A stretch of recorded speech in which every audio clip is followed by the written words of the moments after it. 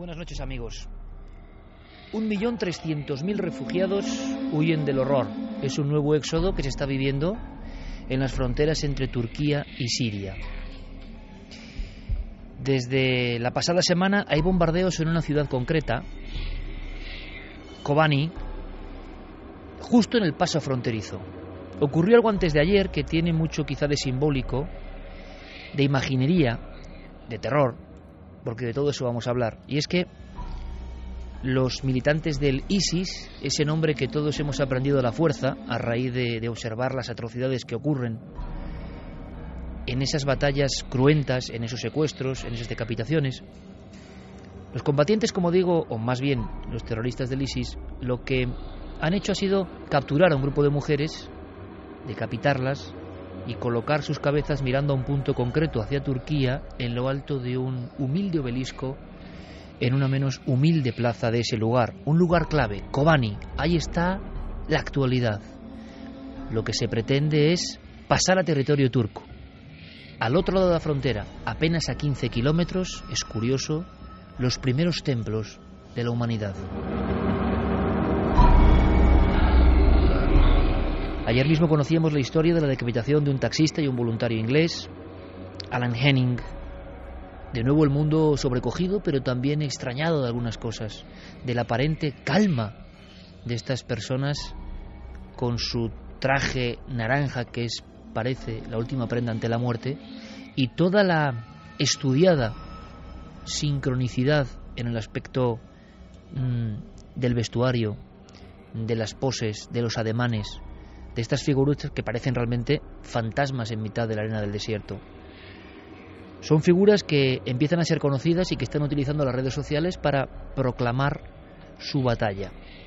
Os lo han contado en las noticias, os lo han contado los informativos. ¿Qué podemos aportar nosotros a todo esto? Seguramente poner la lupa sobre el lugar.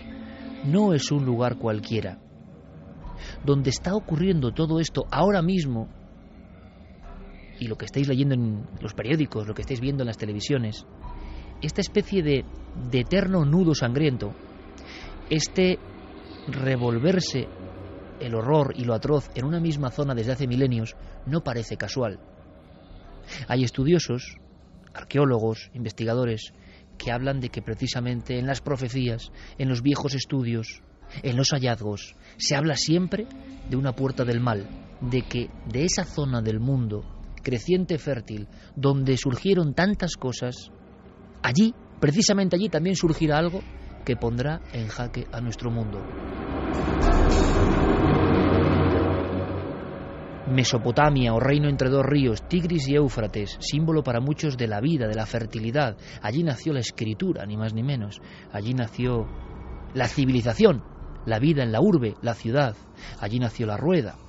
Allí nació la agricultura. Estamos hablando de bases importantísimas, pero allí también nacieron unos dioses, y como les hemos mirado a la cara, a sus retratos de piedra, podemos decir que hemos sentido un curioso escalofrío, porque no son dioses normales los que flanquean esa zona desde el 10.000 a.C. Son las primeras figuras, las primeras esculturas con forma humana, como nosotros, en 3 dimensiones, construidos sobre altares y después muchas veces enterrados, como si aquellos moradores un día supieran que esos lugares de culto se habían convertido en una especie de umbral poderoso, en una especie de caja de Pandora que de abrirse podría provocar demasiado daño sobre el mundo, porque el rostro de esos dioses que hemos filmado y hemos contemplado sigue poniendo de verdad un nudo en el alma humana. A veces algunos de ellos, como en Balikligol, cuando le pones el foco, parece un auténtico fantasma con ojos de obsidiana. Un extraño traje, 10.000 a.C. Si me dicen que es un extraterrestre, me lo creo. Y resulta que, al ordenar a mi compañero que cambie un poco el foco, observamos algo que no puede ser casual. La propia sombra dibuja una boca llena de dientes que solo es visible para algunos o en ciertos momentos del día y de la noche. Balikligol, Göbekli Tepe, Kayonu, Çatalhöyük, Nebali Şore, lugares que ahora están viendo las bombas. Han caído algunas sobre la zona de Harran, una zona conocida por el inicio de todo lo que es la magia, la alquimia.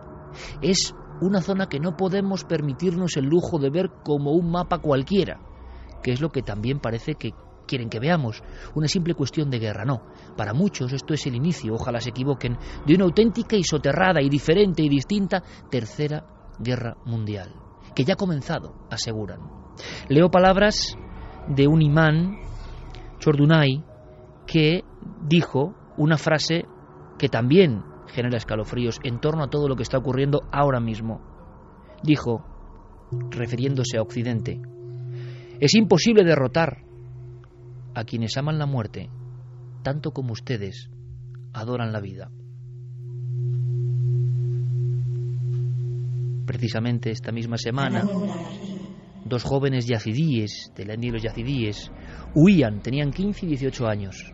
Hay algo extraño en todo esto. Los miembros del ISIS no las habían matado por algún motivo y les habían estado poniendo durante 15 horas vídeos de las acciones, decapitaciones, atrocidades, crucifixiones, una especie de extraño lavado de cerebro. ¿Por qué y para qué? En un momento de la oración, estas chiquillas surgieron por un lateral y pudieron huir desierto a través. Al llegar a la frontera con Turquía, han podido contar su historia. ¿Qué clase de lavado de cerebro es ese? ¿Por qué? ¿Es una especie de batalla a lo Vlad Tepes, causar el horror, difundirlo a través de las redes sociales? A través de las redes sociales nos llega otra noticia en este teletipo, lo siento, oscuro, pero actual, de que han surgido de Francia, de Austria, de Suiza, chicas jóvenes que acuden a la frontera sirio-turca con el objetivo de cruzarla y casarse con miembros del ISIS para perpetuar esta santa cruzada. Desde luego que el mundo está loco. Marc Amado hablaba de la caída de Mosul y decía, como portavoz de los viejos caldeos, el mundo, amigos de Occidente, no ha visto este tipo de atrocidad en generaciones. Pero todo lo que yo he hecho, todo lo que os he contado, ya lo sabéis, porque os informan sobre esas cosas. ¿Qué puede aportar Milenio 3 en esta noche en Dossier Especial? Ir debajo de la arena, debajo del desierto, a recuperar la información que no quiere ser en ocasiones comentada. Veréis, hoy mismo, llegando hacia la radio, veía un grupo de chavales que discutían, sincronicidad junguiana, sobre si ver o no ver El Exorcista. Suena curioso porque hoy los chavales de esa edad, 15, 16 años, seguramente por desgracia ya han visto de todo.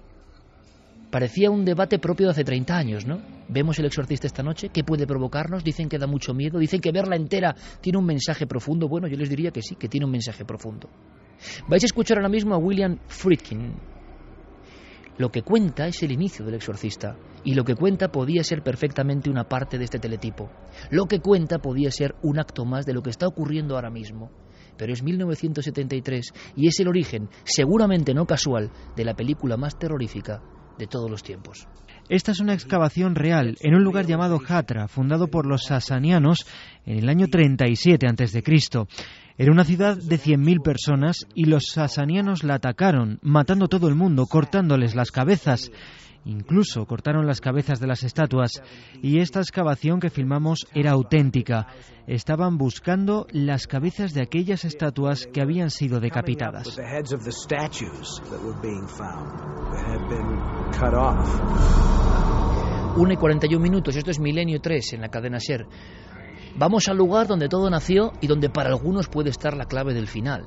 Yo, repito, espero que se equivoquen los más agoreros, pero la Mesopotamia sigue siendo un nudo gordiano, lleno de enigmas, de misterios por resolver, de cuestiones que nos salpican. Desde luego, estamos metidos en toda esta historia. Querámoslo o no, así es. Por tanto, nuestro único objetivo es aprender y comprender lo que no se cuenta. ¿Recordáis El Exorcista? ¿Recordáis la, sobre todo, versión original, la primera? ¿Recordáis aquella escena con la que empieza un sol inmenso, Irak, 1973? Unas excavaciones, y da la sensación de que los arqueólogos, trabajando solo en lo material, sin comprender lo que hay ahí, han abierto un peldañito, una parte de la caja de Pandora. Se hace presente el Pazuzu, el dios de los vientos, el demonio de esas tierras. Es la primera aparición y no es visual, es sonora. Junto a Diego Marañón y a Fermín Agustí hemos recogido este pequeño fragmento para ponernos en situación. William Friedkin y William Peter Blatty, autores del Exorcista, no hacían nada al azar. La primera aparición es un simple lamento, un sonido que se parece de verdad casi a algunas psicofonías. Son dos perros que pelean delante de unas ruinas. Para muchos las ruinas nunca tienen que ser revueltas. Ahí ocurre. Y de pronto el espectador siente que el mal ya se ha hecho presente. Quizá es lo que esté ocurriendo ahora mismo.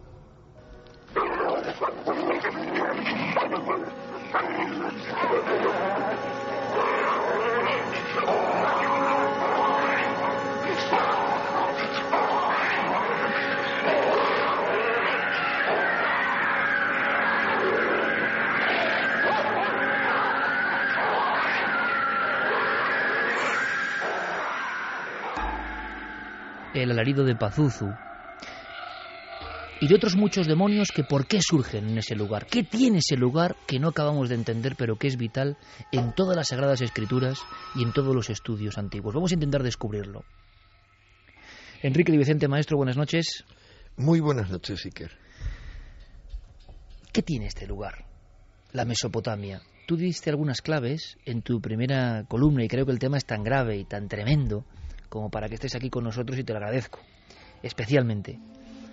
Tú hablabas de unos dioses sin nombre, unos dioses de los que no sabemos nada, pero cuya presencia ha aparecido retratada en piedra en estos templos, que ahora están siendo casi bombardeados. Una presencia inquietante.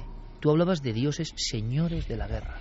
No me olvido. Sí, pero he hablado en general de los dioses de los que se ha hablado en la antigüedad, de los dioses de los que han seguido hablando las corrientes dualistas y gnósticas de siempre, es decir, la minoría herética que sostenían los gnósticos, digamos, en conflicto con el judaísmo oficial y luego con la Iglesia oficial de Roma, que el mundo no había sido creado por un Dios positivo, sino por un aciago demiurgo que mantenía a su creación, él y luego los arcontes, esclavizada. Cuando leemos los manuscritos de Nag Hammadi, los papiros de Nag Hammadi, es decir, los evangelios gnósticos, en algunos de ellos vemos las descripciones de esos arcontes que poseen la tierra y es escalofriante la comparación entre eso y lo que describen hoy muchos testigos como grises, como reptilianos. ¿Quiénes son los arcontes? Cosas así. Enrique. Los arcontes, vamos a ver, en los gnósticos hablan de varios conceptos, pero básicamente el demiurgo. El demiurgo es el creador del mundo. Es decir, yéndonos a la máxima antigüedad, a Irak, y son textos recientes relativamente, aparece la primera figura de un gran demonio, que es el demiurgo. Se llama Kingu, es decir, tiene un nombre en inglés, pero ya de Dios, al que Marduk, el padre de los dioses, condena por su rebelión y lo condena a la tierra, pero es creador del hombre, al igual que ocurre en mitologías anteriores con la lucha, digamos, entre Enki y Enlil. Pero, ¿qué es lo que dicen los textos gnósticos? Que la tierra es como un valle de lágrimas, es una cárcel, diríamos hoy una cárcel virtual, en la que estamos encerrados y que Cristo, decían ellos, Cristo, era un ser cósmico que había abierto una brecha y que había abierto una puerta para liberar a la gente de esta cárcel. El problema es que, según las corrientes gnósticas, luego esa puerta la volvieron a cerrar. Pero los arcontes son parte de esos seres, hay toda otra serie de categorías que están de alguna manera gobernando la tierra, pero son ajenos a la tierra, es decir, entran y salen. Te digo, es asombroso. Les dan un aspecto incluso. No, es asombroso y espero tener tiempo para dedicarme a escribir comparaciones con los casos. Hay, de hecho, varias gente, John Lash es uno de ellos, que ha estudiado todo este tema de los gnósticos y lo ha comparado. Pero ¿cómo sería el retrato de robot de estos seres tan antiguos en Mesopotamia? No, Mesopotamia no. Los textos gnósticos son sí. Egipto, es posterior, pues son como parecido a lo que hoy describen los testigos que creen tener encuentros con extraterrestres. Fíjate, te digo, creen tener, es decir, tienen encuentros con entidades, para mí, no puramente físicas, parafísicas, son Y es increíblemente, es idéntico, al igual que son idénticas las descripciones que encontramos de diferentes categorías de demonios en India. O sea, el paralelismo de todas esas mitologías es increíble con las descripciones actuales. Bueno, vamos a ir un poco más allá en esas comparativas. Karen, buenas noches. Buenas madrugadas, Iker. Tú y yo hemos estado en Balikligol, en Göbekli Tepe, que seguramente es uno de los lugares más impresionantes que hemos conocido. Y seguramente éramos, bueno, yo sigo siendo un profundo ignorante, pero todavía era más ignorante hace 5 años cuando estuvimos rodando. Yo tenía la sensación de que aquel lugar, yo no sé si llega al término que luego le preguntaremos al maestro Enrique de la puerta del mal, que muchos, no Enrique, sino muchos han mantenido. ¿Por qué el mal? ¿Por qué en ese lugar? ¿Por qué invadiendo el mundo en ciertos momentos de la historia y de una forma cíclica además? No hay tierra más llena de sangre que esa. Habrá que preguntarse por qué. Pero cuando estamos cerca del gigante de Balikligol, que muchos dicen que es la primera escultura de la humanidad, o vemos la cabeza de Nebali Choré, hoy bajo el agua, una cabeza gigante y la serpiente como símbolo eterno, la serpiente, luego le preguntaremos a Enrique y a Clara también qué puede significar, está permanentemente saliendo de la tierra y elevándose o bajando hacia la tierra en estos templos. Brazos como garras, trajes que parecen trajes entallados, ojos inexpresivos pero fríos. ¿Qué se siente al ver estas figuras? Tú has estado delante del gigante de Balikligol, que posiblemente sea, por su aspecto, más de 2 metros de alto, uno de los primeros dioses sobre un altar en este lugar que era conflicto en el mundo. Pues fíjate, en Göbekli Tepe se decía que allí empezaba el paraíso, y después de ver todo lo que vimos, todas esas piedras labradas, algunas con animales terribles, desconocidos. Recuerdo que había escorpiones subiendo desde la tierra por esas tes gigantescas. Había otros deformes que no se han logrado identificar todavía hoy. No, una especie de patos como prehistóricos que están además perfectamente alineados debajo de algunas de esas tes, que tampoco se sabe para qué sirvieron. Había muchas teorías, que ponían cadáveres encima de ellas, que ponían luces, velas. No se sabe, los arqueólogos no han sabido nunca identificar qué sentido tenían esas grandes tes. Y lo que sentías allí era que no era un sitio de peregrinación como puedes encontrarte en muchos de los templos, sino que era un edificio, un templo levantado contra algo maligno. Porque todos los seres que hay allí son seres como del inframundo. Esas serpientes que suben están en el demonio Pazuzu. El demonio Pazuzu en su sexo siempre tiene una serpiente. Esas representaciones son propias de lo demoníaco. Pero esto es 5.000 años antes. Claro, por eso te digo que es como el inicio del mal justamente en esa zona. Y además, ese templo, como bien sabéis, y los que hay alrededor, porque hay más templos alrededor, fueron cubiertos, fueron sellados, fueron tapados con la intención de ¿qué? De ocultar el mal. Fermín Agustí, al otro lado de nuestra nave, junto a Noel Calero en estas músicas diferentes, algunas un poco impactantes, pero que además tienen el componente, ciertas músicas que voy a ponernos esta noche, que están grabadas en tierra mesopotámica y impactan, sí, tienen un contenido psíquico fuerte.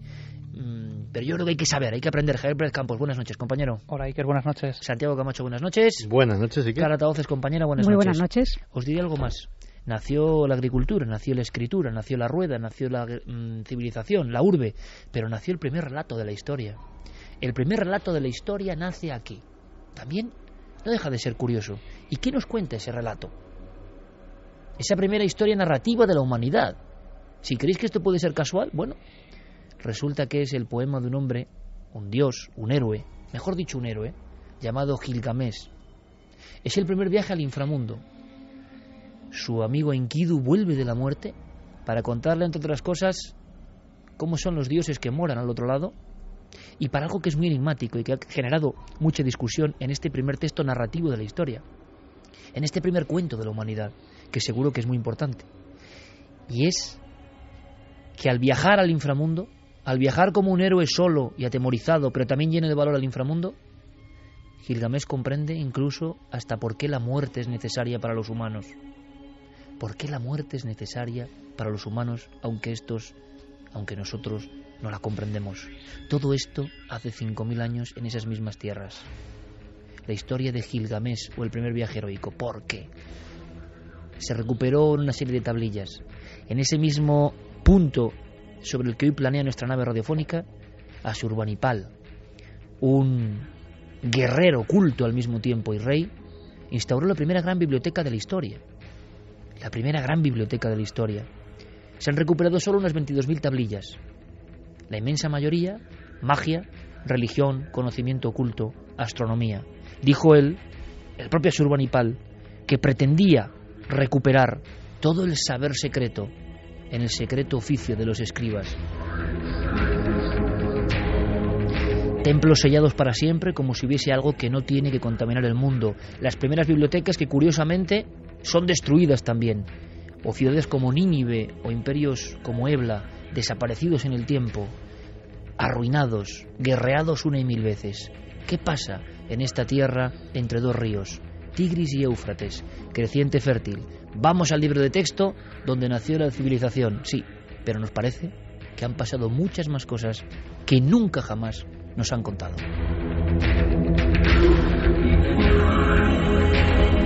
Y todo esto se podría mezclar, compañero Santiago. Bueno, antes, abrimos líneas de contacto, pero ya. Sí, vamos a abrir las líneas de contacto donde, por lo menos en Twitter, hay ya muchísimos mensajes opinando sobre un tema tan de actualidad, ¿no? Y sobre una zona que siempre ha estado tan en guerra, tan maldita. Vamos a abrir esas vías de contacto a través del correo electrónico milenio3con@cadenaser.com y en Twitter, en Facebook y en Google Plus nos tienen que buscar en Nave del Misterio. Navedelmisterio.com, con Guillermo León y Diego Marañón trabajando a tope.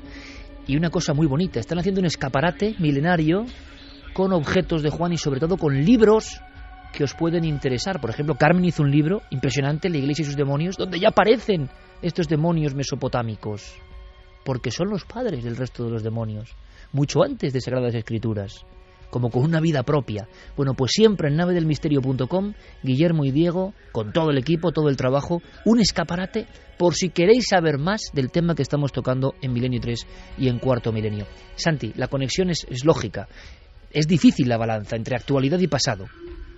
¿Qué dicen tus amigos, qué dicen, en el buen sentido, el mundo de la conspiración ahora mismo, en este día, de qué pasa con el asunto del ISIS, que viéndolo simplemente sobrecoge el alma? O sea, si uno es humano, tiene que sobrecogerse de repente con esta barbarie que pretende un califato, se incluye España, por cierto, pero donde hay una violencia, una atrocidad nunca vista. Pero ¿qué dicen los que desconfían de todo, Santi? Pues los que desconfían de todo se regodean en aquella máxima de que el hombre es el único animal capaz de tropezar dos veces en la misma piedra. ¿Y por qué es esto? Me explicaré. Igual que sucedió con Osama Bin Laden, entrenado, financiado, controlado en un principio, provisto de armas, por las propias Central de Inteligencia norteamericana, en la época en que sus mujahidines eran héroes que aparecían hasta en las películas de Rambo, porque estaban luchando contra el invasor soviético y eran luchadores por la libertad. Pues de repente parece ser que se les revolvieron, o no, dicen los más suspicaces, o no, o siguieron en nómina, y tuvieron que enfrentarse esa misma Central de Inteligencia norteamericana a la mayor amenaza que había visto hasta entonces. Pues muchos años después, incluso ya con el cadáver ya frío de Osama Bin Laden, en el propio Irak había una cárcel que era la prisión de Baqá. La prisión de Baqá fue el centro penitenciario que vino a sustituir al infame Abu Ghraib después del escándalo de las torturas, etcétera, etcétera. Y allí había, entre tantos y tantos presuntos simpatizantes de Al-Qaeda, un hombre que se llamaba Abu Bakr al-Baghdadi. Actualmente, al-Baghdadi, que es el líder actual del ISIS, sus generales, sus hombres de confianza, todos proceden de la cárcel de Baqá. Era gente que había conocido, que había compartido penurias, que habían compartido celda incluso en la cárcel, y allí, digámoslo así, se conocieron. Cuando salieron de allí, ¿qué hicieron? Pues lógicamente ponerse en contacto con a través de gente que habían conocido en prisión, con Al-Qaeda en Irak. Pero estalla, curiosamente, la guerra civil de Siria. Una guerra civil que no solamente importa a Estados Unidos, sino que importa a aliados de Estados Unidos en la zona, como puede ser Turquía, como puede ser Arabia Saudí, que, digámoslo así, dicho llanamente, le tenían muchísimas ganas al presidente Assad. Pues bien, en el momento en el que surgen unos nuevos luchadores por la libertad, algunos venidos de Libia después de haber derrocado a Gaddafi, algunos procedentes incluso de Irak, otros genuinamente sirios, cuando surgen unos nuevos luchadores por la libertad, empiezan a surgir fondos, empiezan a surgir líneas de armamento, empiezan a surgir campos de entrenamiento clandestinos, exactamente igual que en la época de los muyahidines de Afganistán. Y exactamente igual que en la época de los muyahidines de Afganistán, después de lo que sucedió con Bin Laden, algo se tuerce. La persona a la que estabas alimentando de repente te muerde la mano y se vuelve a convertir en la mayor amenaza para los servicios de inteligencia estadounidenses.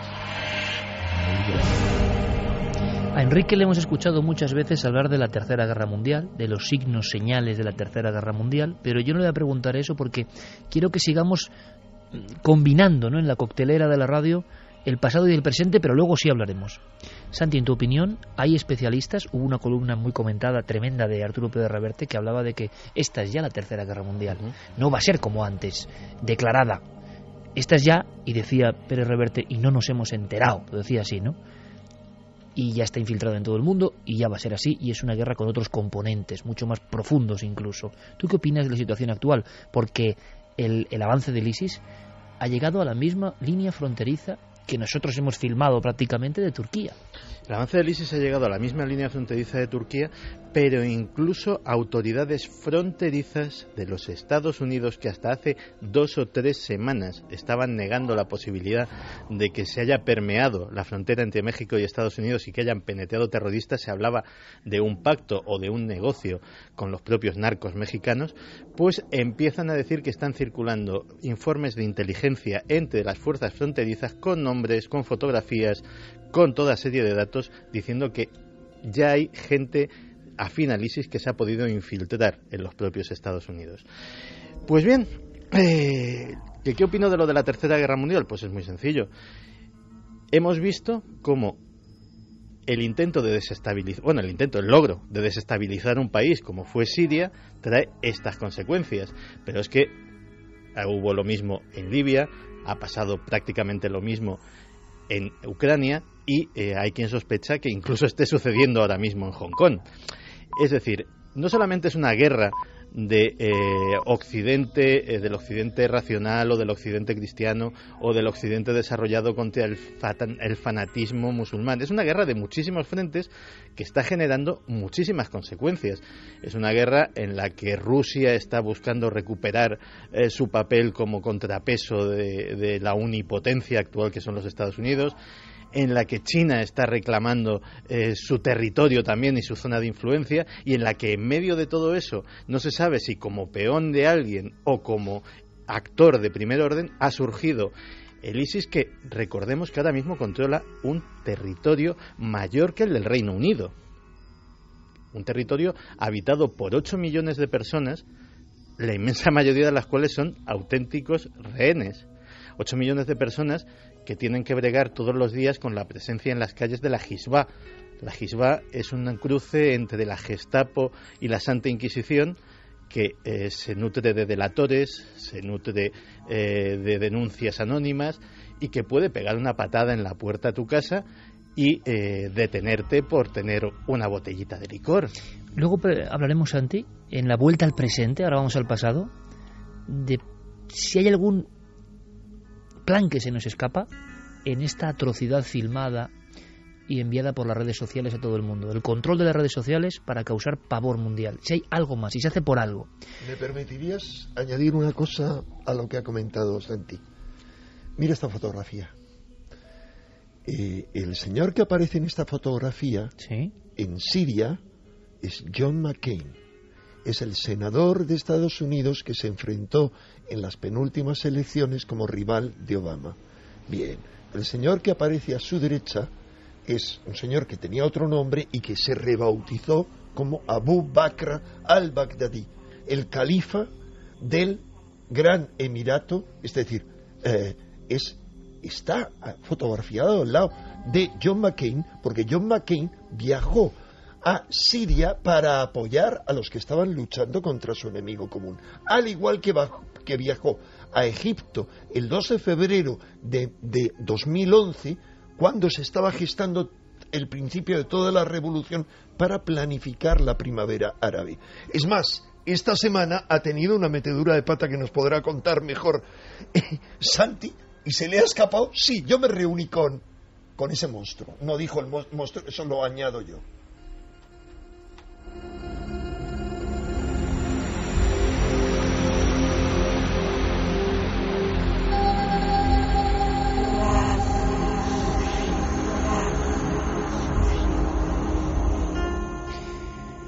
La puerta del mal, Enrique. Vamos vagando del pasado al presente, del presente al pasado y intentando sacar la ecuación del futuro, que es lo que interesa a muchísimos oyentes, evidentemente. Hay cosas que son un poco increíbles, ahí están los documentos.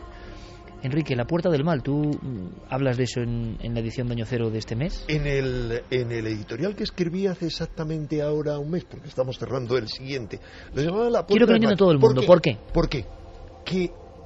¿De dónde viene el nombre Babilonia? Es Babilú, la puerta de los dioses. ¿Qué es lo que nos relatan las más antiguas tablillas encontradas en Mesopotamia? Por cierto, Mesopotamia, con todo lo que implica Babilonia, es lo más mencionado en la Biblia, en todas las profecías bíblicas, y luego podemos hablar de ello. Hay los 3 grandes textos bíblicos proféticos que siguen teniendo valor profético, son Apocalipsis, figura central es Babilonia, la puta de Babilonia, toda una serie de historias. Ezequiel habla, y luego podemos ver lo que dice Ezequiel de cómo se dirige un ejército de 100 millones de hombres que vienen del oriente y atraviesan el Éufrates y el Tigris. ¿Camino a dónde? Camino a la batalla del Armagedón, que es la batalla que se libra al norte de Israel en el Valle de Megido. Daniel es la tercera profecía. ¿Dónde profetiza Daniel? En Babilonia, durante el cautiverio de Babilonia, que es donde el judaísmo se pervierte. Toda la magia que conocemos ahora dentro del judaísmo se inicia en Babilonia, que era la heredera de los magos de Caldea. Es decir, la magia, el gran centro de la magia antiquísimo era ahí. Y las tablillas se refieren a civilizaciones muy anteriores a la que conocemos, a Sumer, probablemente decenas o cientos de miles de años anteriores de ese descenso de los dioses. Pero Enrique, precisamente, yo estoy recordando ahora mismo, y te agradezco un montón que seas tan gráfico, porque ahora también hay que pensar en el impacto que estas palabras, es que Babilonia y esta tierra que estamos recorriendo aparece en todas esas profecías. No solo eso, Lucifer. Ahora me lo comentas, ¿por qué? Porque yo recuerdo perfectamente el día en que Carmen me mostró unas fotos que eran de esos templos de Turquía, de la Turquía, que algunos creen que es, piensan que es el Kurdistán y que está pegado a Siria y quiere bombardeos, y yo era tan impresionante lo que se veía que pensé que eran fraude. Luego pudimos filmarlos. La revolución que se produce hace bien poco con estas ruinas y estos templos lleva hacia atrás la cronología, muy hacia atrás, mucho antes de estos textos incluso. Yo no sé si cientos de miles de años, pero desde luego por lo menos 10.000 y pico años. En la cronología, vamos a ver, no estoy especulando, es que los primeros astrónomos, los más antiguos astrónomos que conocemos, son precisamente los que están ahí en la Mesopotamia, Sumer, y tenían registros de posiciones astronómicas y de acontecimientos que habían ocurrido hacía 300.000 años. Dicen, no, lo que ahora arreglan es diciendo es que cuando en la Biblia se habla de que los patriarcas tenían 1000 años, contaban en meses. Así, y también hacían lo mismo las cronologías, todas las cronologías de Egipto, que hablan de los faraones, digamos de las dinastías faraónicas, pero antes hablan de dioses reyes que gobiernan durante 10.000 años, por ejemplo, o 1000 años. Al igual, es decir, es... En esta tierra, Enrique, para que todo el mundo nos comprenda, hay una crónica antiquísima de los primeros magos que hablan de unos seres, dioses, ultradimensionales, extraterrestres, criaturas, imaginaciones, cada uno ponga lo que quiera, pero que bajan a la tierra y que gobiernan de alguna forma la tierra. Es curiosísimo que el salto del neolítico sea allí. Es decir, somos seres que andan por las cuevas y vamos buscando frutos en los árboles y matando animales, y el salto exacto a normas, leyes, postrarse ante nuevos dioses, agricultura para ser sedentario y forma de ciudad, es decir, somos hijos todavía del Neolítico, va y se produce ahí. Pero tú has dicho Lucifer. Sí. Te leo un texto, la traducción que podríamos hacer más primitiva de la Biblia. En la Biblia solo aparece Lucifer. La palabra Lucifer es una mala traducción que se hace en la Vulgata, es decir, en la traducción de la Biblia de los antiguos textos hebreos al latín. Y la versión original dice, refiriéndose a un rey de Babilonia, dice Yahvé, su rival, Yahvé: ¿cómo has caído del cielo, astro rutilante, hijo de la aurora, y has sido arrojado a la tierra, tú que vencías a las naciones? Tú dijiste en tu corazón, el cielo escalaré, por encima de las estrellas de él, que él es el antiguo Dios único, elevaré mi trono y me sentaré en la montaña del encuentro, en los confines del Safón, escalaré las alturas de las nubes, me igualaré a Elión, que es el Elión, el antiguo Dios, el Altísimo. Por el contrario, al sol ha sido precipitado, al hondón de la fosa. Lo que está hablando se está refiriendo a un rey, y a un rey al que luego traducen como Lucifer, el hijo de la aurora. ¿Por qué le dice eso? Le dice eso por algo que se encuentra cuando uno analiza cuidadosamente todos los textos. Hay dioses que son arrojados después de un combate y que son encerrados en la tierra y que toman posesión a lo largo de generaciones de cuerpos humanos, crean las monarquías y se perpetúan en esas monarquías esos mismos dioses durante muchas generaciones. Y se refiere a uno, ¿por qué habla de que va a la reunión de los dioses en la montaña del encuentro? Porque además esos dioses encarnados en reyes que se repartieron toda esa zona, está descrito en la Biblia con todo detenimiento, se reunían, no sé si una vez al año o cada 10 años, en el monte Safón. Ahí hacían su reunión. Es decir, hablamos de esos dioses que aparecen representados, que casi nos recuerdan a un gran autor como era Lovecraft, que se inspiró en textos ocultistas y que están encerrados aquí en la tierra y dominan la tierra y se reúnen. Es uno de esos dioses, no precisamente en cuerpo terrestre, el que tienta a Jesús y le ofrece lo que se llama el príncipe de este mundo. Al cabo de esa cuarentena que pasa en el desierto, y le dice, todo esto puede ser tuyo si te pasas a nuestro bando. Jesús elige el camino opuesto.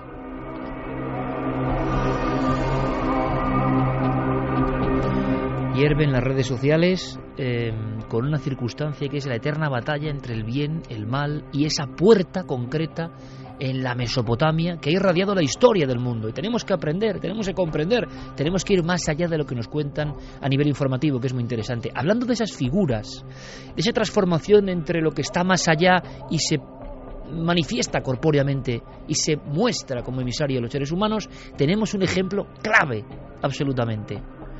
La película más terrorífica de todos los tiempos no lo es porque sí. Y da igual lo que digan quienes piensen de presupuestos, de actores. No. Cuando se tocan ciertas cosas, algo se convierte en mito. Es diferente a los demás. Friedkin y Peter Blatty eligen la ciudad de Hatra, la ciudad de los decapitados, donde las cabezas humanas y las cabezas de piedra hicieron un mosaico que imagino terrible, ¿no? Y ahí surge el poder del Pazuzu, que viene al mundo a enfrentarse al padre Merrin. Bueno, de Pazuzu quedan por saber algunas cosas, porque se ha convertido casi en símbolo, sí, pero tiene mucho más. Lo que contaba Enrique, parece una recreación casi de un Lucifer mucho más antiguo que baja a la tierra y que tiene una serie de significados que podemos aprender esta noche. Sí, porque en toda la zona de Mesopotamia además había una división de demonios. Estaban los que eran llamados los fantasmas, que eran los muertos que no habían sido honrados por sus familiares, muchos de ellos, y que volvían. Los fantasmas eran demonios. Los fantasmas eran demonios y volvían. Siguen siéndolo hoy en día, perdone, porque las posesiones, cualquier exorcista, no solo los católicos sino otros, hablan de que la mayoría son de espíritus de difuntos que se han vuelto maléficos. Perdón, Carmen, que esa es tu especialidad. No, al contrario, Enrique. Fenomenal que hagas esos apuntes, porque es verdad, se sigue creyendo en esa tradición y sobre todo estos espíritus volvían cuando no se hacían libaciones, cuando no se llevaban a las tumbas pues las comidas, las flores, y precisamente venían para atormentar a los vivos. Había una segunda etapa de demonios, que eran los que eran mitad demonio y mitad hombre. Esos entrarían, por ejemplo, los súcubos, los que entraban por las noches en los dormitorios y sobre todo tenían relaciones sexuales con las mujeres, engendraban nuevos demonios. Y luego estarían los demonios alados, entre los que se encontraría Pazuzu. Pazuzu es el rey de los demonios, además, y lo de las cabezas tiene mucho sentido, porque al igual que es el rey de los demonios, también Pazuzu tenía un cierto cometido, que era a los demonios terrenales que se portaran mal, mandarlos al inframundo cuando no hacían lo que él quería. Por eso esas cabezas, muchas veces de Pazuzu, que además se siguen encontrando en yacimientos arqueológicos e incluso se siguen subastando en grandes casas de subastas, y parece que hay muchos seguidores de ese demonio porque también eran utilizados como amuletos. Lo de las cabezas no es broma, el llevar una cabeza de Pazuzu era protegerte contra los demás demonios, porque tú ya llevabas el rey de los demonios con el que no te podían hacer nada. Era un demonio amuleto. Era un demonio amuleto. Por eso las cabezas de Pazuzu, cuando llevan un colgante, hay muchos que han salido en excavaciones, precisamente era para colgárselo a los niños y que así estos estuvieran protegidos de los demás demonios, porque no se atrevían a enfrentarse con Pazuzu. Este sería uno de los dioses demonios alados más venerados. Y pues bien, eso de las cabezas tiene un cierto sentido. No la cabeza, el falo, también tenía esa significación que tanto nos llamó la atención, porque, os diré, todos los primeros templos de la humanidad que han dado un varapalo tremendo hace apenas 10 años a la arqueología mundial, doblando la antigüedad del nacimiento de este culto a los dioses, de estas primeras civilizaciones, primeros templos, todo está lleno de serpientes de piedra, todo. Sí, además fíjate, era curioso porque las serpientes parecían subir del inframundo. Todas parecían estar reptando, escalando hacia arriba, como si vinieran del infierno y fueran a la tierra a atormentar a los que estaban en la tierra. Tiene un sentido, igual que el sentido sexual que tiene en el Pazuzu cuando es puesto o bien en la cola, en la parte trasera, que o bien es una serpiente o bien se le representa también con la cola de un escorpión, como la malignidad hecha, y en el sexo la serpiente, ¿no? Representando también el mal, la mujer. Entonces, tiene mucho sentido que todos esos animales extraños estuvieran, por ejemplo, en Göbekli Tepe y en algunos de los yacimientos, por ejemplo, en Arran se han hecho excavaciones donde también aparecían esas figuras. Siempre ha sido un lugar arqueológico con animales que han tenido que ver siempre con el inframundo y con el demonio, animales malignos. Nosotros pudimos estar en Arran y tenemos algunas imágenes difíciles de olvidar. Eso lo contamos luego. Vayamos al presente. Santi, se está difundiendo desde el verano, porque toda esta revolución o esta actividad o esta oscuridad va cobrando fuerza a partir de un discurso de este hombre, al-Baghdadi. Muchas personas se suman a ese movimiento. Ese movimiento tiene una escenificación muy concreta, que ahora comentaremos. Usan las redes sociales para causar el pavor, pero también buscar la adhesión. Hemos visto que cuando el equipo del exorcista va a Hatra, encuentra de hace 5.000 años cráneos decapitados y cabezas decapitadas. ¿Por qué la decapitación? ¿Qué elemento simbólico puede haber ahí dentro? ¿Y por qué se está haciendo esta campaña del terror? Como decíamos, encontramos similitudes, pues por ejemplo en Black Tepes, cuando empalaba, pero empalaba en ciertas zonas visuales para que el resto de las personas del mundo de los Cárpatos tuviera terror. Esta guerra del terror 2.0, ¿por qué? Pues mira, haciendo el símil que hacíamos antes de si esto era la Tercera Guerra Mundial, si al-Baghdadi fuera Hitler, a su lado tiene que haber un doctor Goebbels exactamente igual de maligno y exactamente igual de innovador en el manejo de los medios de comunicación. Fíjate, por ejemplo, en algo tan atroz como son los vídeos de las decapitaciones. Cuando hace unas semanas un rehén francés fue decapitado en Argelia por un grupo simpatizante, Yo que por desgracia tengo que ver estas cosas, pues me di cuenta de que aquello no tenía nada que ver, no había liturgia, no había puesta en escena, no había composición de los planos, era simplemente pues una barbaridad. Lo que hacen los del ISIS es una barbaridad perfectamente escenificada. Desde la elección del vestuario, tiene ese mono naranja que es exactamente el mismo de los prisioneros de Guantánamo. Es la revancha perfecta, la venganza por esa cárcel que ha estado y sigue abierta durante años y que consideran todos los adherentes a la yihad como una auténtica bofetada en la cara. Pues esa es la auténtica venganza. Los planos perfectamente medidos, el vestuario también del verdugo que tiene que ser occidental, de ascendencia occidental o de habla occidental, porque hay que dejar muy claro dos cosas: a los occidentales que puedes tener el enemigo en casa, pero a los descontentos, a los amargados, a las personas que han tenido que muchas veces sufrir el menosprecio de sus vecinos o de sus jefes, aquellos que están desarraigados en Occidente, también hay que dejarles claro de que tú puedes ser el que puede llevar el cuchillo la próxima vez, tú puedes ser el que puede tomarse la revancha. Es decir, cada elemento de esos vídeos está tan pensado, tan calculado, tanto como para espantar a una parte, como para atraer a la posible clientela por otra, que realmente estamos hablando de que detrás de esos vídeos hay personas que no improvisan en absoluto. Los vídeos de propaganda, con su música, su montaje, no es un vídeo cutre de YouTube, no es ni siquiera los vídeos que hacen, hoy es la segunda vez que salen, los narcotraficantes mexicanos. No, son auténticos videoclips, son auténticos anuncios publicitarios de reclutamiento, banderines de enganche, en los cuales se muestra a los heroicos muyahidines pues cometiendo sus atentados, y es lógico que entre ese núcleo de personas estén recuperando, estén obteniendo esos reclutas nuevos. En cuanto a la decapitación, de entrada estamos hablando de un grupo que reclama el tradicionalismo. La decapitación ha sido desde el siglo VII una forma de pena de muerte extendida en el mundo islámico. Por otra parte, hay interpretaciones, igual que existen interpretaciones de la Biblia por parte de sectas extremistas cristianas que desvirtúan completamente el significado de los evangelios, por ejemplo, pues ellos se basan también en interpretaciones de determinados pasajes del Corán, en los cuales vendrían a decir que hay que decapitar al infiel. Es una interpretación muy libre y muy suya, no quiere decir que el Corán diga esto. Es que no lo dice.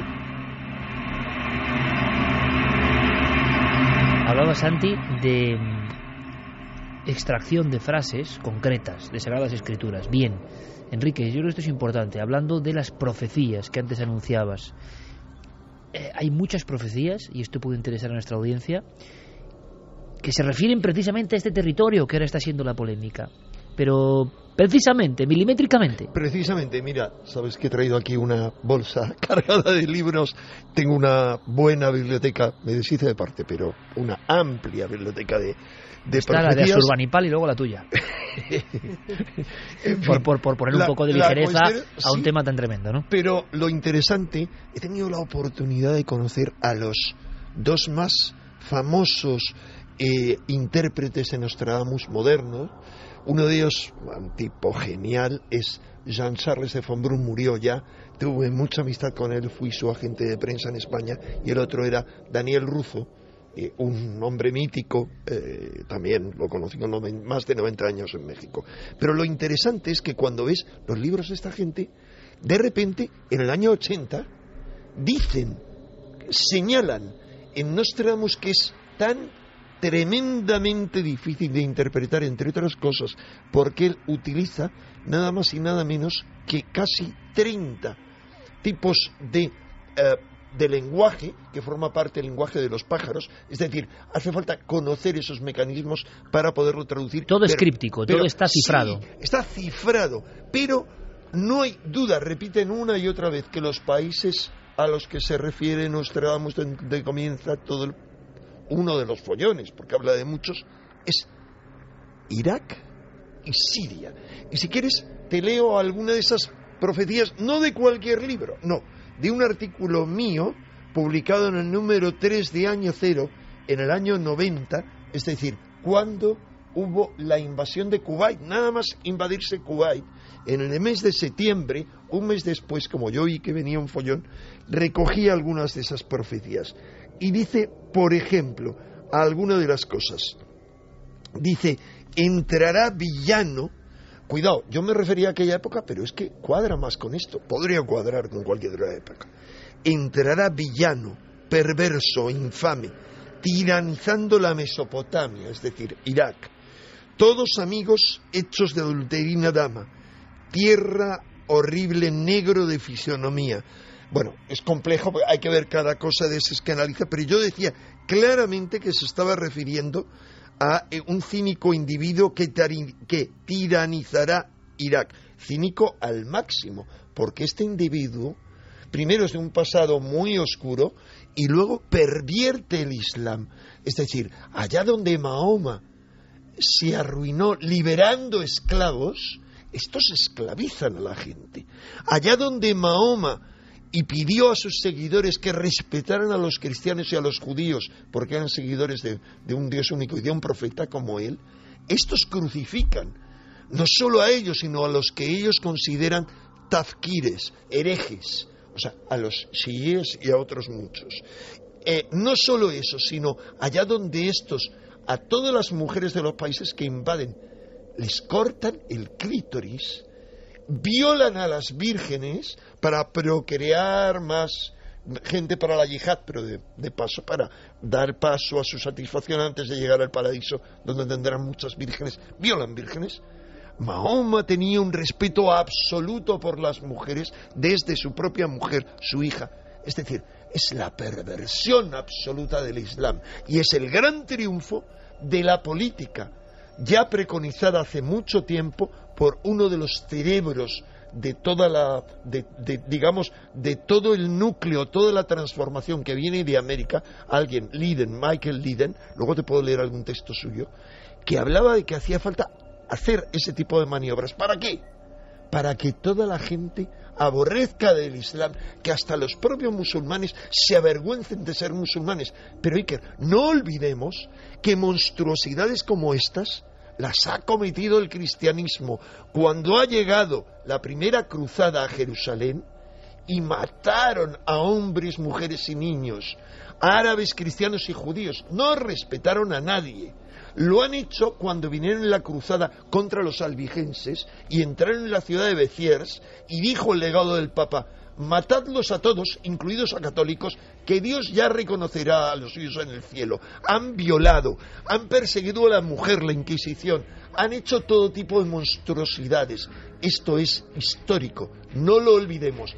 Pero en cuanto al islamismo, esta gente se manifiesta como el Dejjal, el anticristo, que según muchas tradiciones árabes nacerá precisamente en Irak.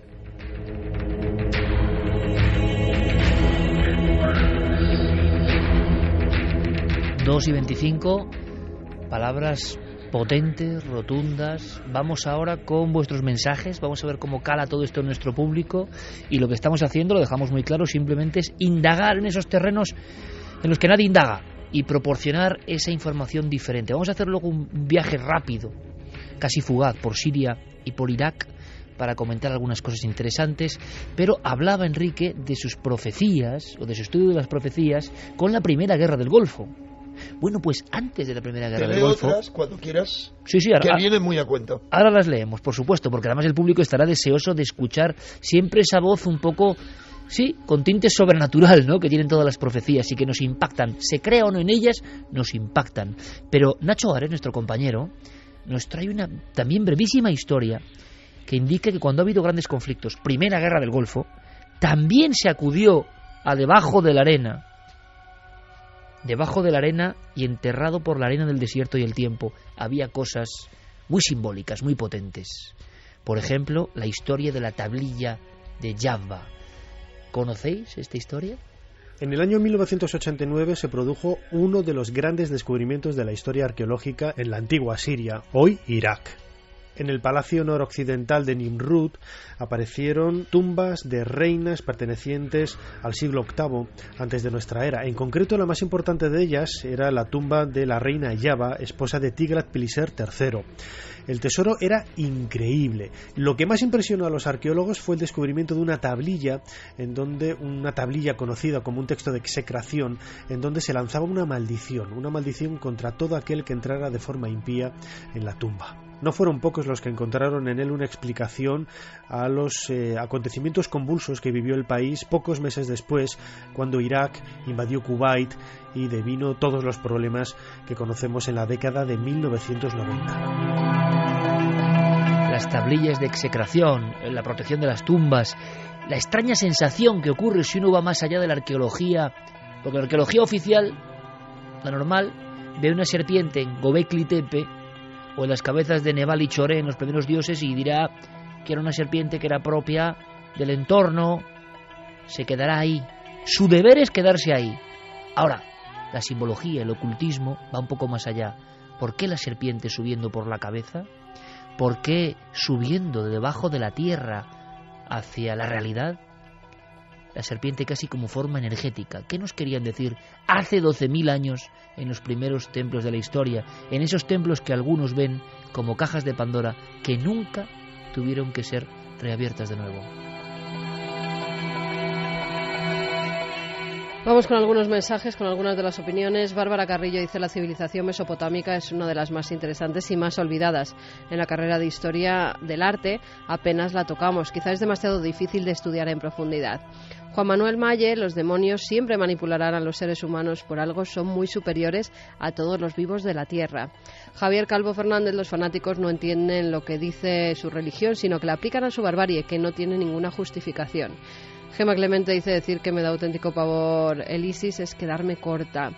David Elías nos decía: hola, me llamo Wilfred, soy un milenario desde hace muchos años, he tenido la suerte de poder vivir en Turquía y visitar algunos de sus sitios mágicos. Sin duda me quedo con la noche que pasé en la cueva de Capadocia. Sentí como si hubiese retrocedido en el tiempo miles y miles de años, metido en mi saco de dormir, y a través de la pequeña ventanilla que tenía la cueva visualizaba cientos de cuevas gracias a la luz de la luna. Por la cabeza solo me pasaba una cosa: lo deshumano del ser humano. Es algo que las palabras no pueden describir, hay que vivirlo. También estuve viajando por el Kurdistán turco haciendo autostop. Solo vi gente bondadosa, te ayudaban en todo lo que podían. En fin, no hay nada como viajar y descubrir la verdadera naturaleza de las personas que pueblan el mundo, que en su mayoría son buenas, no como nos cuenta la televisión. Yo ya he despertado. Un saludo, sois geniales. Entidad Oscura decía: hay teorías que dicen que en la Biblia están reflejados los acontecimientos futuros. Borja: pocas muertes son tan terribles como las decapitaciones. A la víctima se le somete a una humillación inimaginable. Alejandro de la Peña: individuos cuerdos e instruidos, saben de comunicación, de marketing, no son locos ignorantes, es peligrosísimo. Ben Orson: yo creo que la situación del ISIS en Siria ya es una guerra mundial, ya que están implicados países de todo el mundo. Antonio Rubio: ya estoy imaginando lo que se nos viene encima durante las próximas décadas del siglo XXI con lo que está diciendo Santiago Camacho. Decía ese amigo oyente que él ya había despertado, ¿no? Pero desde luego esto parece un sueño de tinieblas en ocasiones, no sabemos dónde está la luz, tiene que haberla, pero la situación es delicadísima. Vamos a ir con profecías de la Biblia, pero antes, rápidamente, Javi, has hablado con un especialista de los pocos en España que ha estado en los últimos 30 años trabajando, recuperando arqueología como comisionado en estos lugares.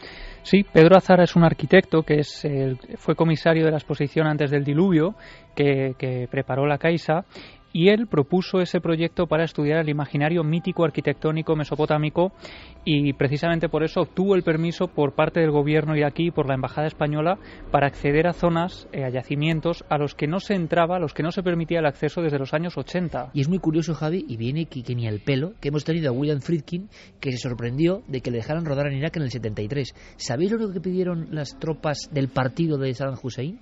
Esto es sorprendente, Enrique, a ver si lo sabes. No. Que a cambio de rodar les enseñaran a construir sangre falsa con los efectos del cine. Friedkin le extrañó muchísimo. A cambio de instrucciones para la sangre falsa, os dejamos rodar. 1973. Ahora tenemos a un español que ha podido estar en esos templos. Vamos a escuchar algo que es sorprendente. Es que este arquitecto le llama la atención algo que empieza a ver, que es que había como templos malditos. Sí, él habla de que, bueno, lo primero acuden allí en comisión en un convoy militar para protegerse. Lo que encuentran es que hay grandes templos o grandes construcciones que han sido destruidas entre varias causas porque estaban construidas con barro y adobe, y el paso del tiempo pues ha causado que acabaran destruyéndose. En otros casos incluso eran los propios arqueólogos que no sabían diferenciar muy bien entre el paisaje y las construcciones y acababan destruyéndolas para acabar y para acceder al interior de la tierra. Precisamente en ese interior de la tierra encontraron muchos templos que en ocasiones habían sido construidos solo para volver a ser enterrados. Pedro Azara nos cuenta por qué. Los templos estaban a menudo relacionados con el tipo de divinidad a la que estaban dirigidos. En concreto hay un templo que se llama el Giparu, en Uruk, que está perfectamente conservado por una circunstancia curiosa. Este templo fue construido en un terreno virgen, y como en el imaginario mesopotámico no se puede ocupar ningún territorio que no ha sido previamente ocupado por el ser humano, porque toda la tierra pertenece a los dioses, cuando era necesario construir en un terreno hasta entonces no ocupado, lo que hacían era que construían el edificio, lo enterraban y luego construían encima el mismo edificio.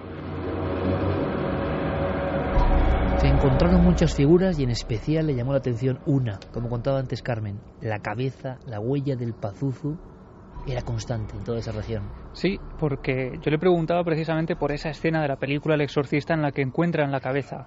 Y él decía que esta era una escena más o menos habitual porque había varios Pazuzus que habían encontrado en esa época. También una de las razones era porque el Pazuzu era el gran enemigo de un demonio femenino llamado Lamastú.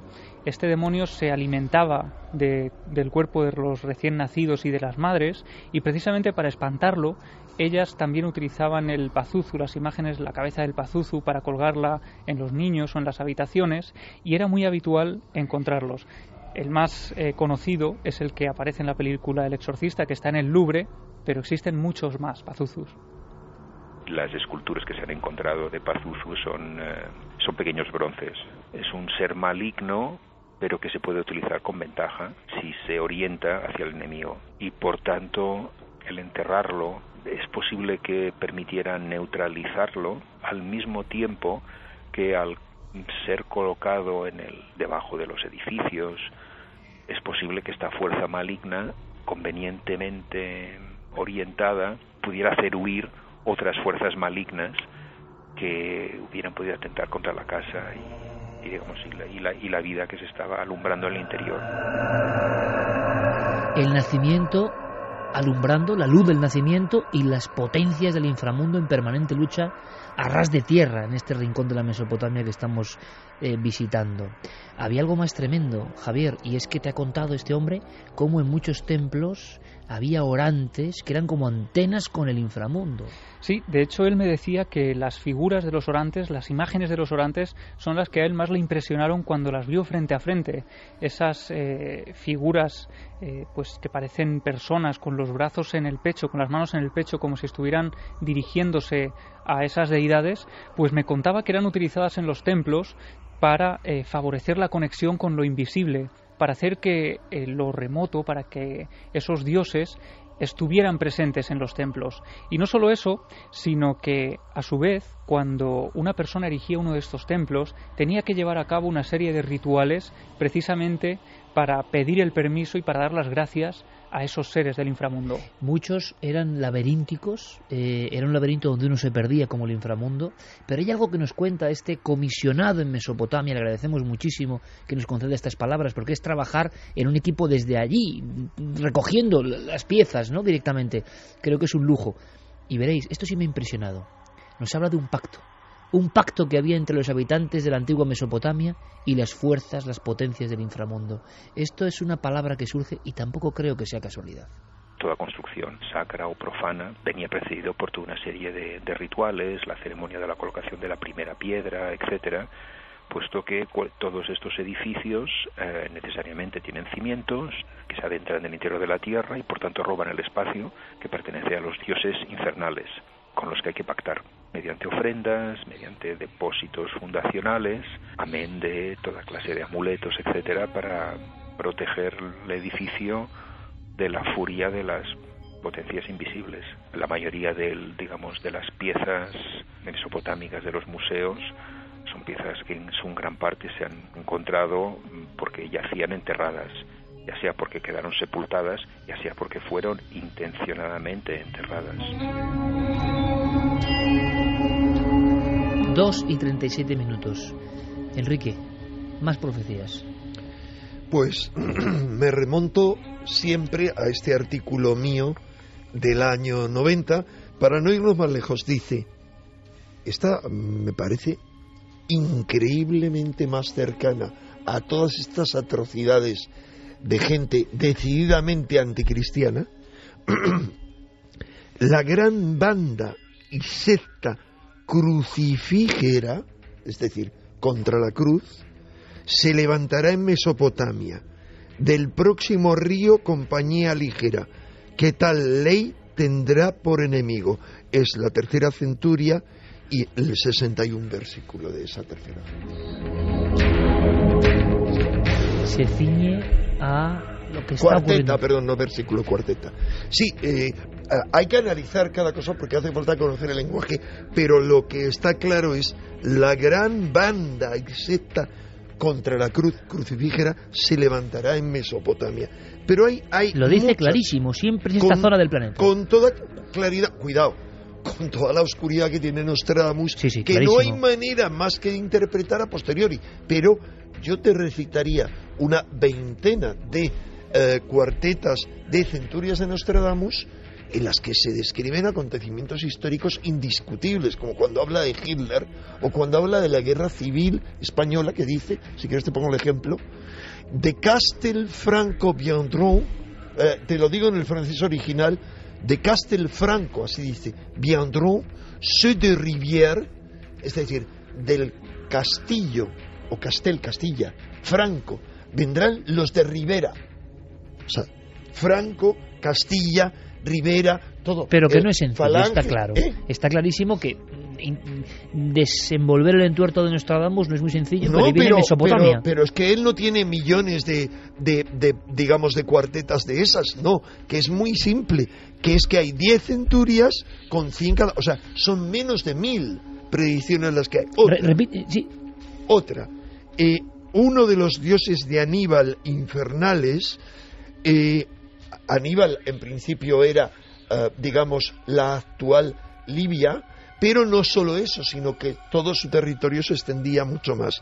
Hará renacer terror de los humanos, nunca mayor horror pudieron decir los diarios, journals, dice, cuando no existían los periódicos, que sucedió, vendrá por Babel a los romanos, es decir, a los cristianos. Se repite una y otra vez, Babel, Babilonia, Mesopotamia.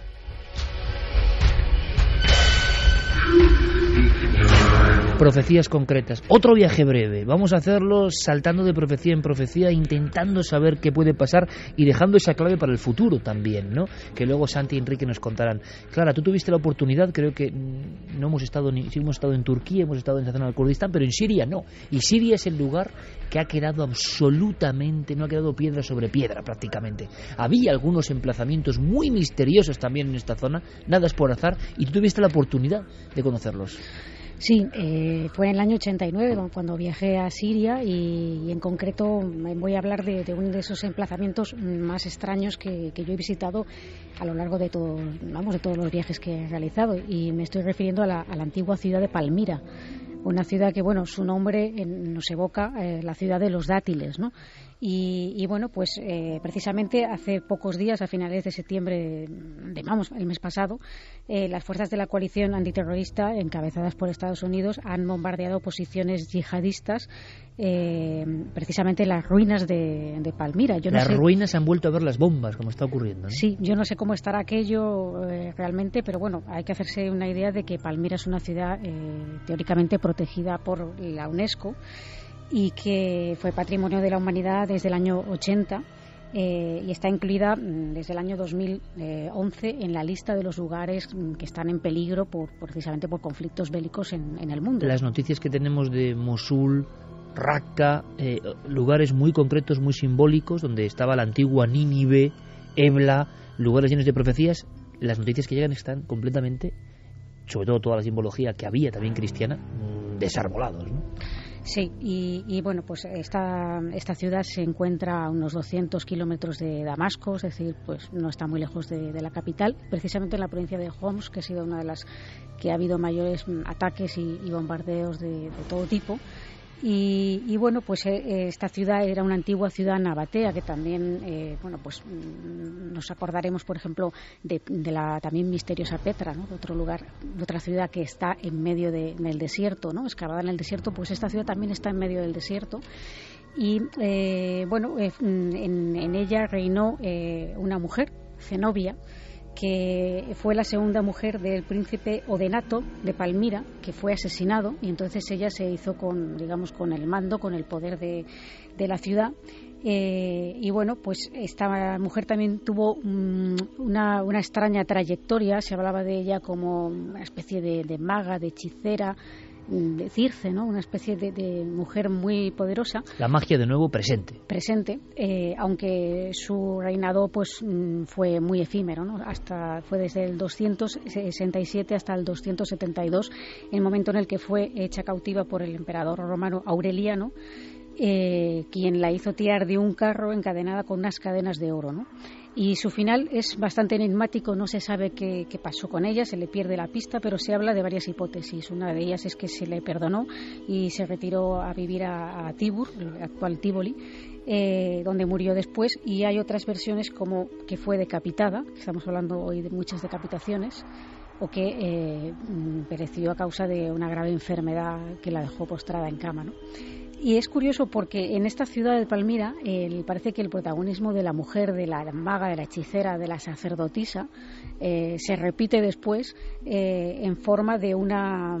Bueno, hay que decir que Palmira, después de esto, tuvo una siguiente revuelta, y posteriormente fue destruida totalmente por un terremoto en el año 1089, ¿no? O sea, todas las ciudades que estamos comentando, todas las ciudades que han sido nombradas aquí han tenido 6, 7, 8 destrucciones en los últimos milenios, que es curioso, ¿no? Sí, además esta era una ciudad realmente esplendorosa. Estamos hablando de 200.000 habitantes en una ciudad que realmente llama la atención en esa época, ¿no? ¿Qué te pareció lo más enigmático? La visión que tienes, la fotografía que te llega. La fotografía que tengo no es de la propia Palmira, donde se encuentra precisamente el templo de Bel, que sería antiguo Baal, que ya es llamativo, donde sacrificaban animales, sino precisamente 1 kilómetro más allá, al oeste, se encuentra el Valle de las Tumbas, le llaman, y es un lugar tremendamente evocador, misterioso a no poder más, donde te encuentras una serie de torreones. Algunos están ya muy derruidos, ya estaban derruidos en aquella época cuando fui yo, imaginaos ahora cómo deben estar,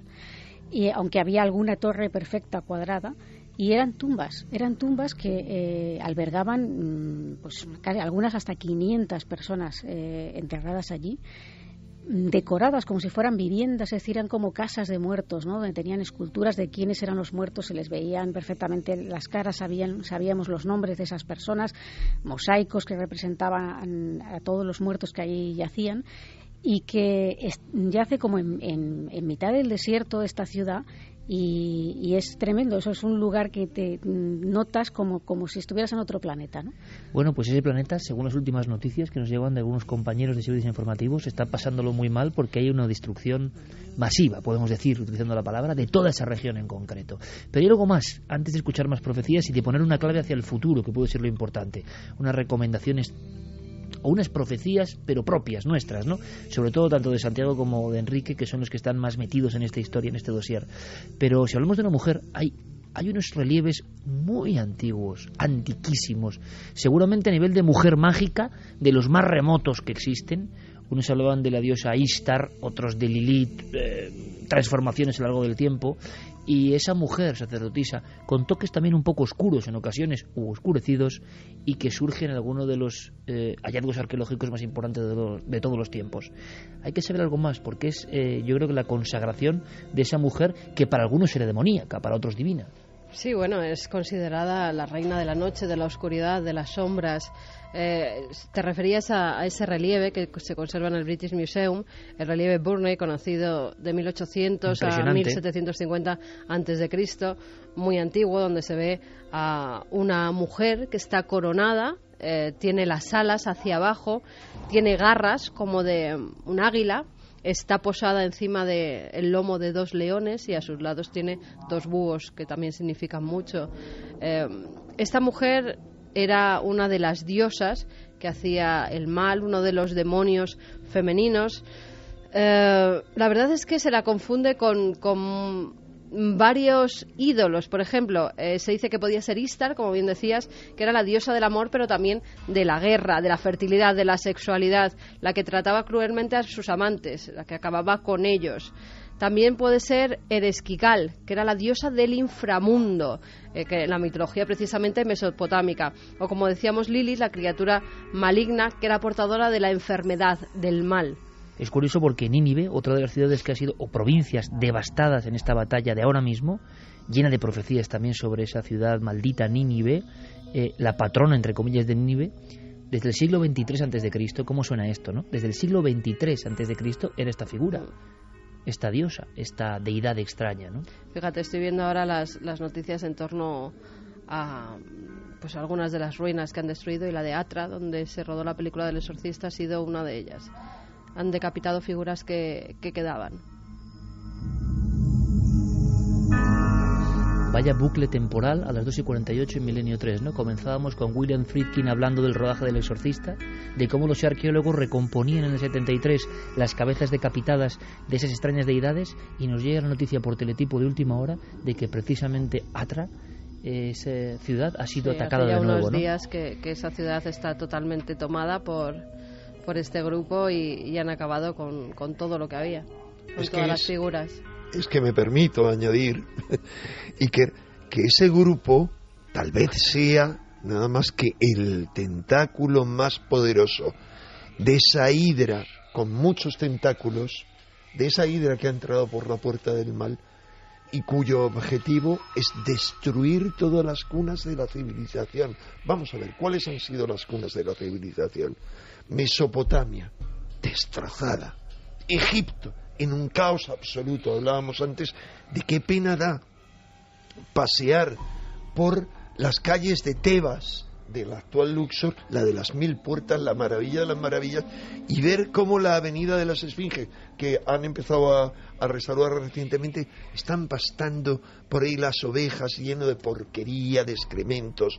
Pero sigamos. ¿Quiénes son? Yo lo digo muchas veces y no me cansaré de decirlo. ¿Quiénes llaman los bárbaros del norte? O sea, Alemania, lo diré claramente, donde se han hecho durante un siglo rituales a los dioses más oscuros por parte de gente como la mujer del general Ludendorff, que dio el putsch, digamos con Hitler, el primer putsch en 1921, hacían rituales de sangre a los dioses oscuros. Esos habitantes de esa Alemania poseída por la oscuridad llaman los países cerdos a Grecia. ¿Qué ha ocurrido con Grecia? Heredera de Egipto y madre de nuestra cultura. Roma, madre de nuestra cultura. Italia, o sea, Portugal, Italia, Grecia, España y también Irlanda. En Irlanda, donde se han conservado durante la Edad Media todos los manuscritos, España y Portugal, que impartieron cultura a toda América. Tú hablas, por tanto, de una hidra, de una oscuridad, de una confrontación. Hablo de la destrucción de todo lo positivo. Es más, voy más allá de la destrucción incluso de Estados Unidos, de la semilla que pusieron los grandes iniciados en Estados Unidos en lugares como Washington, como continuación del culto a la diosa. También digo, Estados Unidos, creo que como parte de esta operación será el último golpe. Santi, profecía a tu forma hacia el futuro. Pues la verdad es que jugar al futurismo con unos individuos que ni más ni menos que el actual jefe de Al-Qaeda, Ayman al-Zawahiri, ha mostrado su espanto con lo que están haciendo y les ha advertido que sus actos les alejarán del corazón de los verdaderos creyentes, pues ver qué puede hacer esta gente es complicado. Desde luego te puedo asegurar una cosa, ahora mismo uno de los trabajos más ingratos del planeta tiene que ser miembro de la Guardia Suiza, tiene que ser miembro de la escolta papal, porque la amenaza contra el Papa Francisco ya ha surgido de Irak, y no solamente por parte del ISIS, sino por parte de diplomáticos iraquíes que le dan verosimilitud a la existencia de ese plan. También poco sería muy conveniente visitar templos budistas en Indonesia, porque también parece que habría planeado un atentado contra un templo budista en Indonesia, a ser posible lleno de gente. En cambio, a los servicios de inteligencia lo que más les inquieta es el dinero. El ISIS se ha hecho con miles de millones de dólares.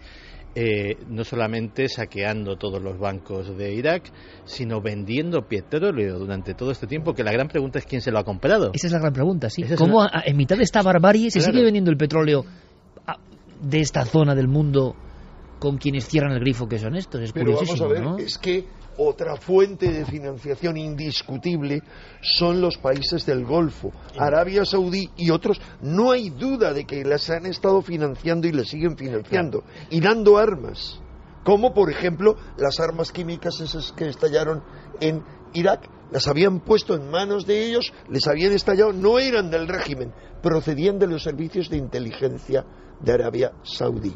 Pues eso voy, Enrique. Lo que realmente tiene muy asustados a los servicios de inteligencia es que es una situación inédita en el mundo. Porque con esa cantidad de dinero en el mercado negro se puede comprar cualquier cosa. Y uno puede decir, bueno, ¿y por qué estos países que oficialmente son tan malos como Irán o como Corea del Norte no hacen estas cosas?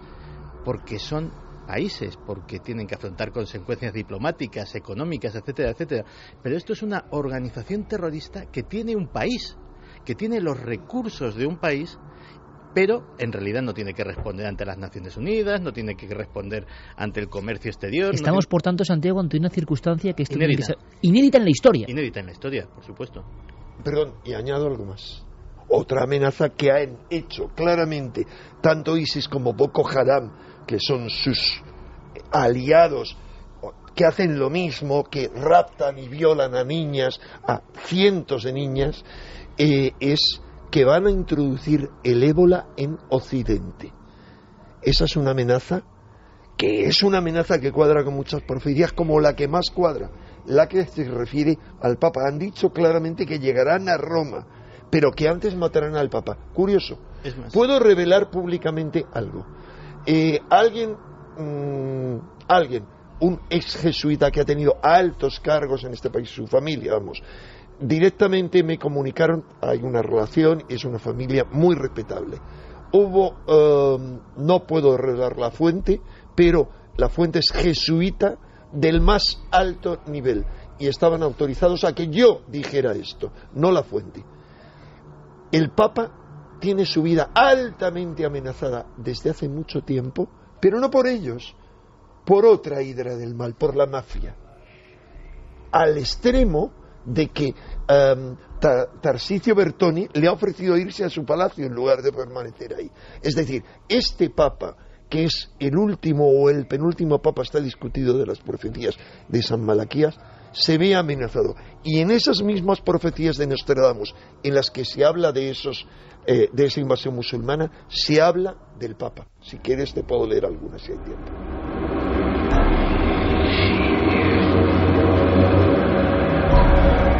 Sería irnos a profundidades que dan un poco de miedo, pero léeme. Muy breve. Los ciudadanos, séptima centuria, cuarteta 22. Los ciudadanos de Mesopotamia irán al encuentro amigos de Tarragona, es decir, los aliados de España. Juegos, risas, banquetes, toda la gente dormida. Vicario, que es el Papa, en el Ródano, tomada ciudad los de Ausonia. Bueno, tendría que analizarla. Otra. Dice claramente, Saturno y Marte en Leo, España cautiva, porque según esas profecías entra en España. Pero cuidado, hay una forma de entrar, distinta a la que pensamos una invasión. No, una quinta columna. Es decir, atentados. Yo, si tuviera que denunciar algo, eso, pequeños atentados que van a sembrar una vez más el terror, que es la gran arma de esta gente. Sigo. Por jefe líbico de Libia en el conflicto atrapada, próximos a Malta, herederos cogidos vivos. Todo muy, muy críptico, Enrique. Y romano cetro será por gallo golpeado. Claro, pero dentro del lenguaje de Nostradamus, que sinceramente lo entienden 4, ¿no? Pero no, ahí haría está. Falta dedicar un programa solo. Pero lo que está claro es que Mesopotamia aparece permanentemente en esta especie de bucle. ¿Queréis añadir algo, Santi, lo que comentaba Enrique? Simplemente yo no sé, claro, cómo damos un poquito de esperanza ante esta situación tan complicada que quizá gran parte de la audiencia no sepa lo complicada que es. Lo ¿no? que iba a decir es tan tremendo que me lo callo. O sea, sí, porque ¿para qué vamos a añadir más leña al fuego? Pero también quiero decir una cosa, o sea, el miedo es el arma definitiva de esta tercera guerra mundial. Si sucumbimos a ese arma, habremos perdido.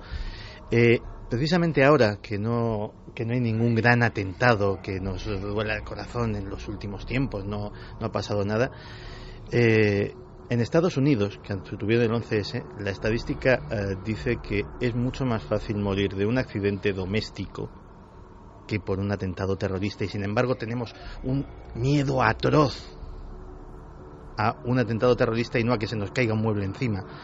Vamos a poner las cosas en su sitio, que no nos deje dominar el miedo, y vamos a vivir como debemos, como seres humanos. Totalmente de acuerdo. Enrique, nada, 10 segundos. Si tenemos miedo, si nos dejamos aterrorizar, ellos triunfan. Y cuando digo ellos, no son solamente esta gente, sino los que están por encima de esta gente.